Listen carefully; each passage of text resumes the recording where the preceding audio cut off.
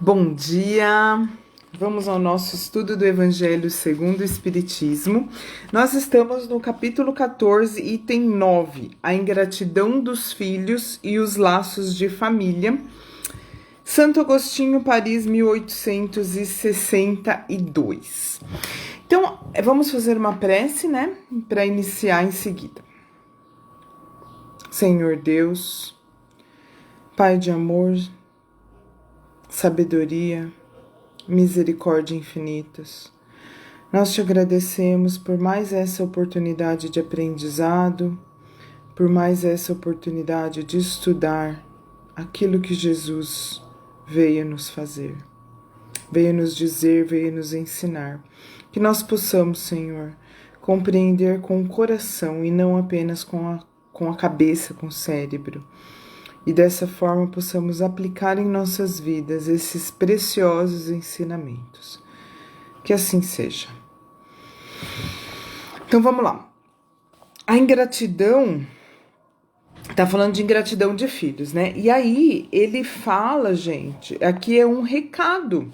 É um recado aos pais que têm os filhos ingratos. Daí fala algumas razões pelas quais isso acontece e como deve ser encarada essa situação, essa muitas vezes dificuldade de convivência que existe entre pais e filhos e como que a gente deve agir numa situação assim. Tá? Aqui começa dizendo que a ingratidão ela é fruto do egoísmo. E tudo que é egoísmo a gente deve procurar retirar das nossas vidas, certo? E aí, como é egoísmo, sempre é ruim. E aí, em relação aos pais, é algo que chama ainda mais a atenção negativamente, né? E aí o Espiritismo vem para lançar luz sobre os problemas do coração humano. Então, é um problema muito dolorido mesmo, né? É algo que fere o coração de um pai e de uma mãe quando os filhos são ingratos. Mas aí aqui, como sempre, o Espiritismo vem trazer um esclarecimento, uma consolação, uma explicação que faz com que haja sentido para essas coisas e faz com que a gente consiga lidar melhor, ou pelo menos enxergar, né, de uma outra forma, de uma forma que nos faz pelo menos entender, e isso contribui para que a gente tenha mais coragem, mais paciência, mais fé e mais resignação ao lidar com esse tipo de coisa, com todas as questões do coração, né? Com todas as questões humanas de sofrimento, sempre existe uma explicação e sempre a gente pode estudar, observar e passar a compreender como algo que chega a ser bom, ao invés de ser ruim, como parece ser. Por quê? Porque amplia a nossa visão, nos faz enxergar muito além daquilo que naturalmente nós enxergamos. Então, quando você amplia, você consegue enxergar de uma forma mais ampla, você consegue enxergar algo mais claro, com mais clareza, com mais amplitude, aí as coisas ficam muito mais fáceis, né? Porque a gente passa a ver sentido, a ver lógica, a ver explicação e diminui também a importância, porque a gente passa a enxergar as coisas não apenas do ponto de vista desta encarnação, e sim como um ponto de vista da nossa eternidade. E aí as coisas ficam menores, porque o que é alguns anos de sofrimento nessa encarnação diante de toda a eternidade, já que nós somos indestrutíveis, porque nós somos espíritos que estamos temporariamente habitando um corpo e com o esquecimento desse fato de que somos espíritos. Já que nós somos espíritos, estamos temporariamente habitando um corpo e não temos uma visão completa da coisa, quando a gente consegue observar com mais clareza, consegue observar outros aspectos, outros pontos de vista, as coisas ficam muito mais fáceis e mais suportáveis. porque diminui a importância, diminui o fato. Parece quando a gente está sofrendo, parece que é uma coisa muito grande, parece que aquilo não vai acabar nunca. Mas, na verdade, a gente passa a perceber que, na verdade, é muito rápido, é muito pouco, é muito pequeno diante do que nós realmente somos, né? Então, vamos continuar aqui. Para chegar até Deus, há somente um caminho, a caridade. Jesus disse isso, né? Fora da caridade não há salvação. Se só existe um caminho para se chegar até Deus, que é a caridade, é isso que nós devemos buscar. E se nós devemos buscar isso para com todas as pessoas, imagina para com os nossos pais, os nossos filhos, certo? E aí, para que seja possível a caridade, tem que haver o perdão. Não existe caridade sem perdão. E em relação aos filhos ingratos, os pais têm que perdoar. É esse o recado aqui que está trazendo, que o Evangelho segundo o Espiritismo está trazendo aqui no item 9 do capítulo 14. Acontece que não há caridade sem o esquecimento das ofensas e injúrias, e não há caridade sem perdão. E esse perdão, gente, é para qualquer que seja o prejuízo que a pessoa tenha causado para nós. Assim, vale a pena voltar alguns episódios aí do nosso estudo do Evangelho, que nós já estamos aqui no capítulo 14, e já são mais de 80 estudos, né? Mais de 80 lives que eu fiz sobre o Evangelho. Então, teve vários episódios em que nós explicamos melhor essa questão do perdão, o que significa perdoar, né? Que perdoar não significa se submeter voluntariamente à maldade, ao prejuízo, não significa literalmente você se entregar ao algoz. Pelo contrário, significa você não guardar mágoa, não guardar rancor e não desejar o mal, né? Mas não significa que você tem que se abraçar com a pessoa, trazer ela para dentro da tua casa. Então, voltem aí, quem tiver interesse nesse assunto, voltem aí alguns episódios atrás para verificar essa questão do perdão, que foi em vários que eu falei sobre isso. A gente não vai se estender aqui nesse momento, mas vamos ressaltar que, seja qual for o prejuízo, o perdão é necessário para que se possa avançar, para que se possa evoluir, para que se possa dar continuidade ao aprendizado, à evolução. Enquanto nós ficamos parados, presos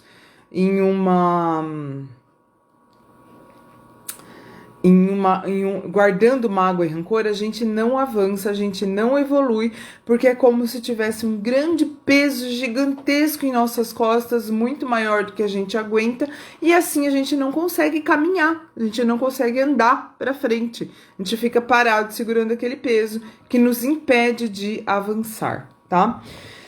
Então, aqui, gente, tem uma explicação muito interessante sobre questões em que há repúdio, há repulsa do filho em relação aos pais. O filho, às vezes, desde bebezinho, não suporta a mãe, não suporta o pai, não tem vontade de ficar perto, rejeita aquele pai, aquela mãe, tem repugnância, chora, não quer saber, e assim, não tem nenhum motivo que naquela vida tenha acontecido. A mãe e o pai não fizeram nenhum mal para aquela criança para que justifique essa repulsa. A única forma de explicar isso, e é o que vem esclarecer aqui, é a anterioridade dessa relação. E que, com certeza, em outra encarnação não foi boa, não foi uma relação boa. Alguém ali foi muito mal, né, entre si. ou aquela criança foi muito ofendida por aqueles pais em outra encarnação, ou aqueles pais foram muito ofendidos, foram muito odiados por aquela criança que em outra encarnação poderia ser um amigo, poderia ser um amante, poderia ser um parente, né? Nós não sabemos qual é a nossa relação com os nossos parentes, qual foi a nossa relação com os nossos parentes em outras encarnações, e muitas vezes não foram boas, não foram boas relações que nós tivemos, e nós viemos juntos aqui nessa encarnação exatamente para perdoarmos, para sermos perdoados, para aprendermos a amar, né? Então, de qualquer forma, mesmo quando o filho rejeita os pais têm o papel, porque eles vieram com a missão de ser pais. Então, eles assumiram essa responsabilidade. Então, independente da forma como a criança reaja, os pais têm a obrigação, o compromisso de cuidar dessa criança, desse ser que veio como filho, e educá-lo, levá-lo para um bom caminho. Então, assim, os pais não podem simplesmente desistir, falar assim, esse daí não tem jeito, esse filho aí, não vou poder fazer nada por ele, porque não adianta mesmo. Não, ele tem que ir até o fim, nunca desistir do próprio filho.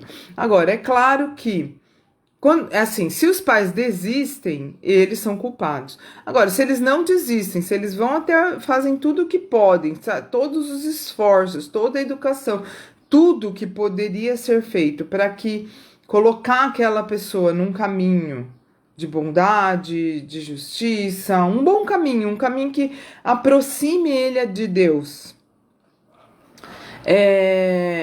e não deu certo, daí eles podem ficar com a consciência tranquila porque eles fizeram. O que nos faz ficar ou não com a nossa consciência tranquila é o quanto nós nos esforçamos, o quanto nós fizemos a nossa parte. Nós não podemos querer fazer a parte dos outros, né? Então, se a gente fez a nossa parte, fizemos o melhor que nós pudemos dentro daquilo que nos cabe e não surtiu o resultado, porque o resultado também depende de outras pessoas, aí nós podemos ficar com a consciência tranquila que não teria como fazer mais nada além do que foi feito. O que não dá para ficar com a consciência tranquila é quando a gente não faz o máximo possível, certo? Então, aqui tá dizendo assim,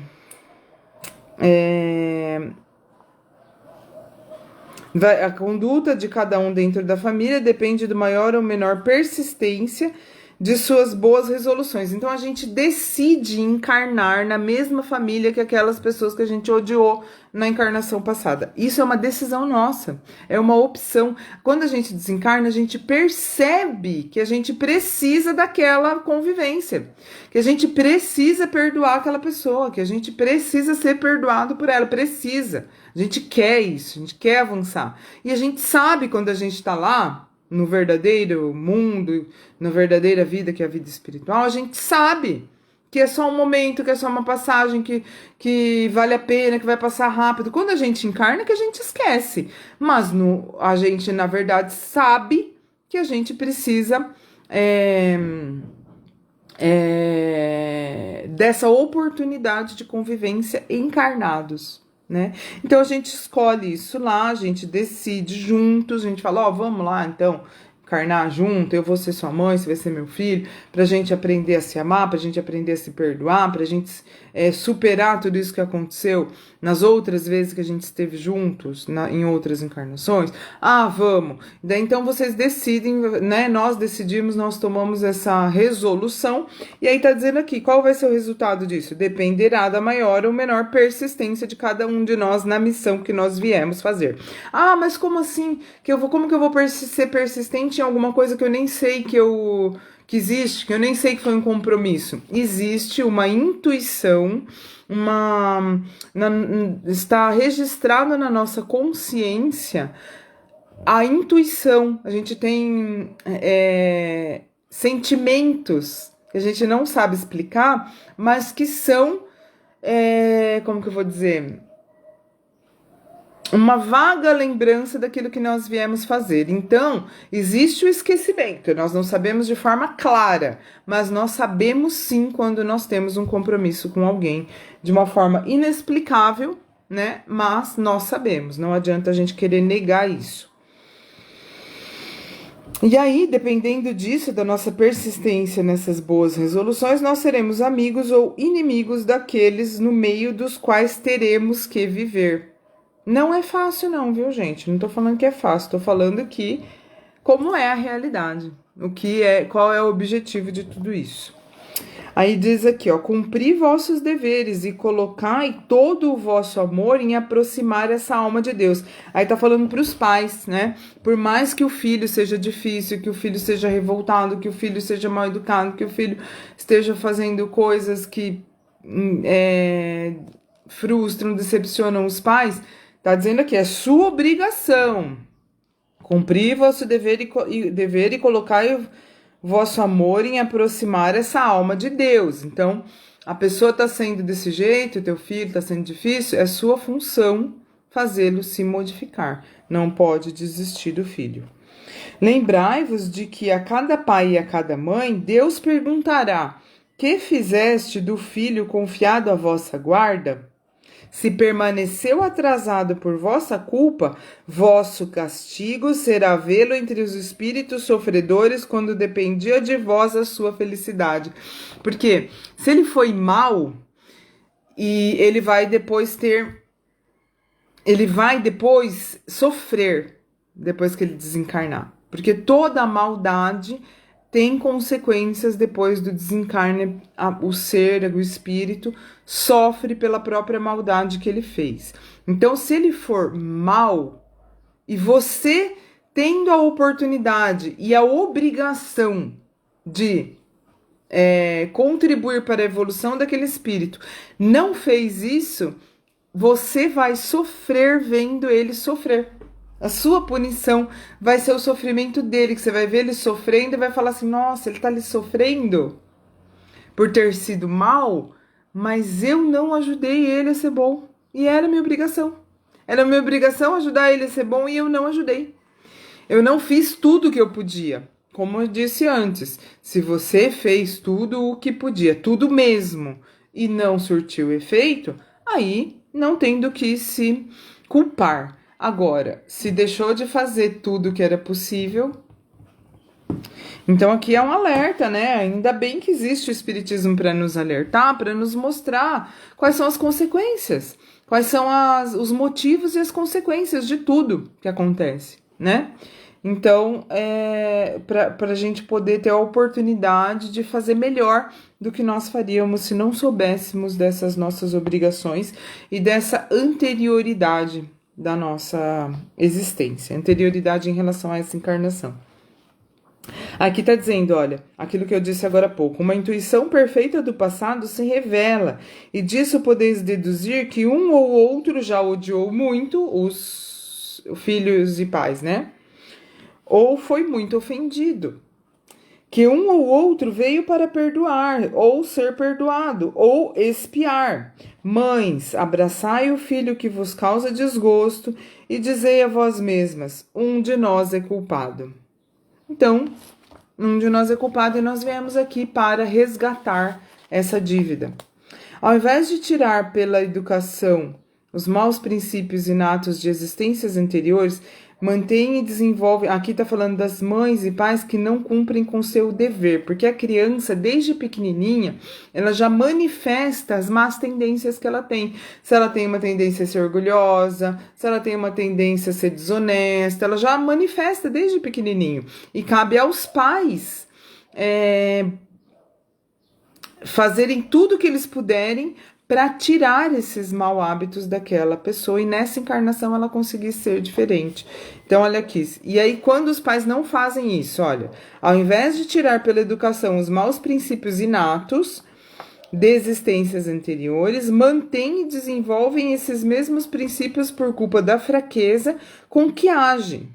Ou seja, são fracos na educação. E daí eles mantêm as más tendências que o filho veio nessa encarnação para resolver. e daí ao invés de eles ajudarem a resolver, eles mantêm por fraqueza com que agem ou por despreocupação. Tipo, não se preocupa, são irresponsáveis em relação aos filhos. E mais tarde, vosso coração, amargurado pela ingratidão dos filhos, será para vós, já nessa vida, o começo da vossa expiação. Então, aqui está dizendo que às vezes a ingratidão dos filhos decorre da própria atitude que os pais tiveram para com eles, né? Da própria atitude ou falta de atitude que os pais tiveram para com eles quando houve a oportunidade. A criança manifesta os instintos desde pequeno, já falei, né? Analisai, portanto, os menores sinais que revelam o germe desses vícios e empenhai-vos em combatê-los, sem esperar que criem raízes profundas.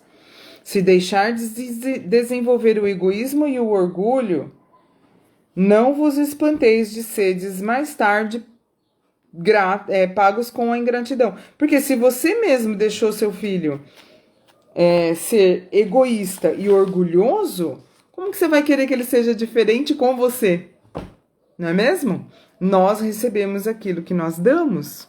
E principalmente na educação dos filhos. Porque se eu fui responsável pela educação dele e eu não o tornei alguém altruísta, bondoso, que tem gratidão no coração, como que eu vou querer que ele seja assim comigo? Certo? Fui eu mesmo que criei esse monstrinho, vamos dizer assim. Sabe, o feitiço virou contra o feiticeiro? É isso aí. O que há de mais consolador e mais encorajador do que o pensamento de que depende só de si mesmo, de seus próprios esforços, abreviar seu sofrimento, destruindo em si as causas do mal? Aí aqui tá falando do espiritismo, né? Isso que eu já falei antes, no começo. Que é bom a gente ter acesso a essas informações de que essa não é a nossa única existência. Aliás, isso é só uma passagem rápida diante de toda a eternidade, já que nós somos espíritos indestrutíveis, presos temporariamente numa existência carnal aqui no planeta Terra. O fato de a gente conseguir saber disso é uma consolação e é um ânimo que nos dá de encarar com mais coragem, mais força e mais fé as nossas dificuldades. Porque, por quê? Porque tá dizendo aqui, isso nos faz saber, isso nos dá a notícia de que depende só de nós mesmos abreviar o nosso sofrimento. Depende só de nós mesmos modificar em nós aquilo que nos faz sofrer. Porque o sofrimento, gente, não é alguém que nos impõe, não é um Deus malvado que está em cima de uma nuvem soltando raio em cima das pessoas. Você, castigo. Não, isso não existe. O que existe é a nossa própria consciência. O que existe é um destino pré-determinado para toda a humanidade, que é a evolução espiritual. E nós, cada vez que nós não avançamos nesse caminho, nós mesmos, pela nossa própria consciência, nos punimos e nos impomos sofrimentos. Nós nos impomos sofrimentos.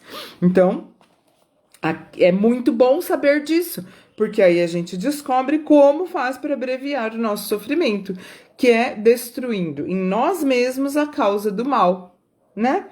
Mas para isso não se deve estacionar o olhar na terra e ver apenas uma existência. É preciso elevar-se, planar no infinito do passado e do futuro.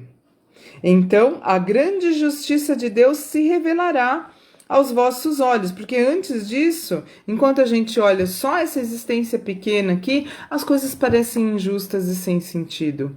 As coisas não parecem ter uma lógica, não é mesmo? Que lógica teria as coisas que acontecem nas nossas vidas, que parecem tão injustas às vezes, ou então na vida de outras pessoas que nós enxergamos, que nós vemos sofrer, que parece uma injustiça tão grande, né? Que sentido faria isso se não houvesse a pré-existência e a pós-existência, além dessa pequena encarnação em que estamos, olhando, sabendo da nossa pré-existência, sabendo que nós temos um histórico, inclusive com as pessoas que estamos convivendo agora, que nós também já temos muita coisa para expiar, que nós também já fizemos bastante coisa errada, e que algumas coisas que acontecem nessa encarnação são consequências daquilo, daquelas coisas que nós fizemos antes.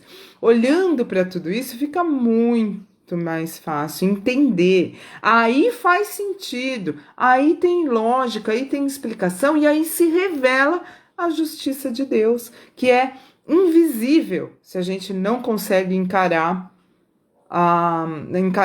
aceitar, entender, compreender, ter notícias da reencarnação.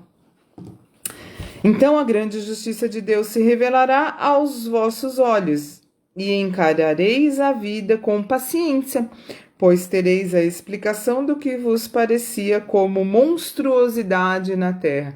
Tem coisas que nos parecem monstruosidades e que quando a gente descobre a reencarnação a gente fala: ah, então eu entendi, não é uma monstruosidade tão grande assim, nada mais é do que a justiça acontecendo. A justiça existe, graças a Deus, literalmente, né? E as feridas que recebestes apenas vos parecerão arranhões. Aquilo que a gente estava dando uma grande importância, uma coisa, ai meu Deus, como eu sofro. A gente fala assim: ah, é por isso que está acontecendo isso? Ah, tem a ver com aquele negócio que eu mesmo fiz lá em outra encarnação? Ah, é consequência daquele negócio lá, daquele problema que a gente teve? Ai, não passa de um arranhãozinho. Logo, logo vai sarar.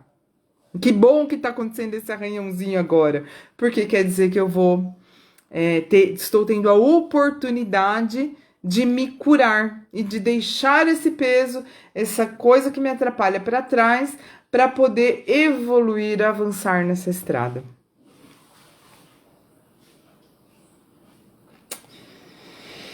É isso então, nada consola mais do que o Espiritismo. Então, finalizamos o capítulo 14. Amanhã é quarta-feira. E o estudo do Evangelho é à tarde em grupo, mas na quinta-feira nós retornamos e nós começaremos o capítulo 15, Fora da Caridade não há salvação, ok? Vamos finalizar então com uma prece.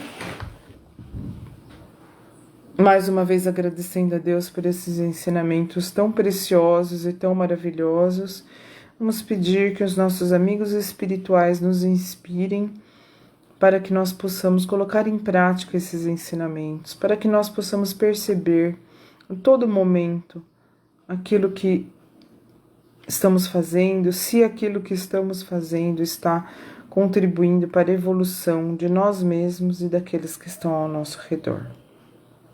Que assim seja. Um beijo e até mais.